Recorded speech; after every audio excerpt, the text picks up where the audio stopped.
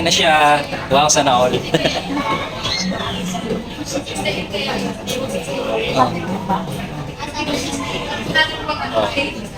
Thank you.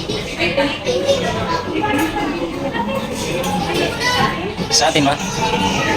Kunti na, ibabalik daw yun sa counter pag di ko kunin.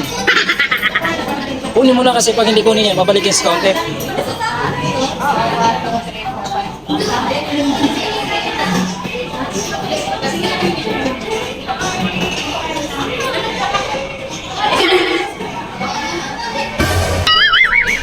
Ayun mo.